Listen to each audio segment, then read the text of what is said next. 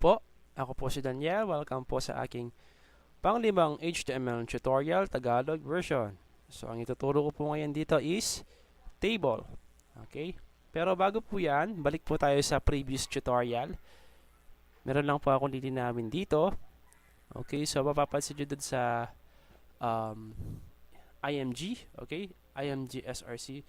So, wala siyang ending tag. So, I recommend na maglagay tayo ng ending tags. Okay? Para lang siyang BR or HR. Okay? Excuse me. Okay, balik tayo sa tutorial.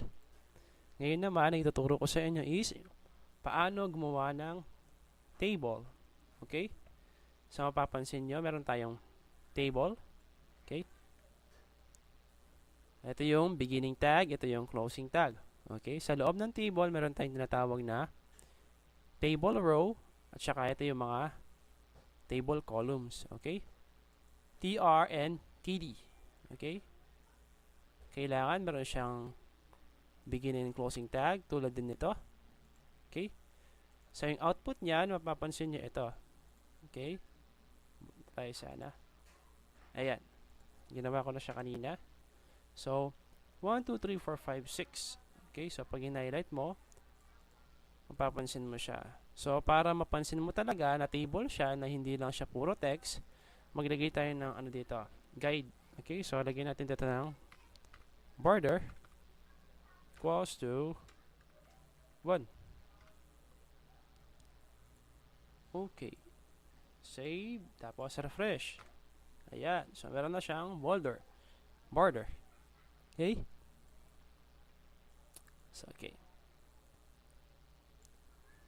So, ito yung mapapansin nyo dito.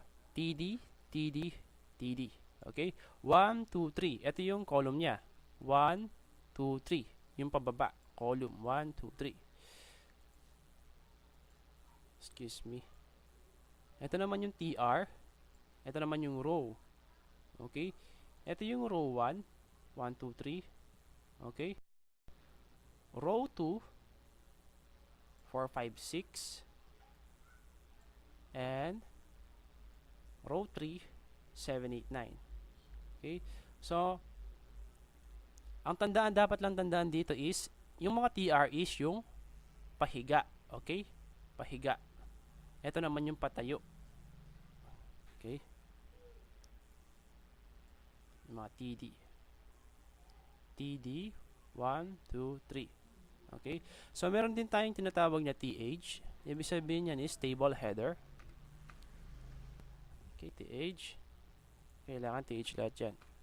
O, isa na lang. Okay. Save ko siya. Refresh. O, mapapansin nyo, si number 1 is parang nag-bold siya, no? Okay, nag-bold. Okay. TH natin ulit. TH.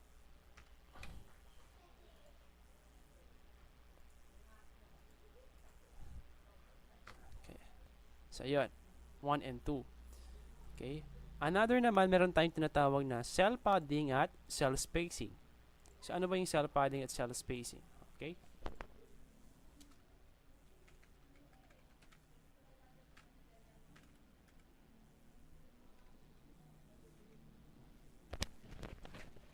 So, ito siya.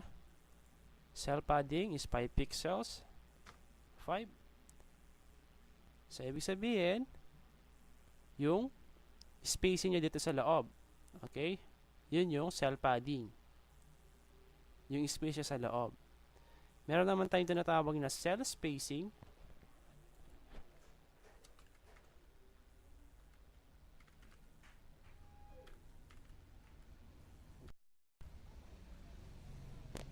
Okay, gawin natin 10 pixels.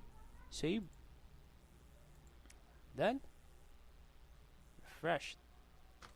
Ayun. Okay. Ayusin lang natin ito. Dito. Okay, yun. So, ito yung cell spacing. Itong parang border niya dito. Ito naman yung cell padding. Cell padding and cell spacing. Sasalad din kayo mo dito. Alisin natin yung cell padding.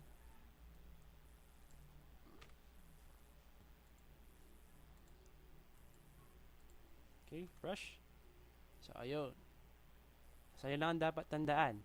Cell padding, yung spacing dito sa text, and cell spacing naman, ito. Okay, thank you so much sa panonood ng tutorial. Hanggang dito na lang muna. Bye!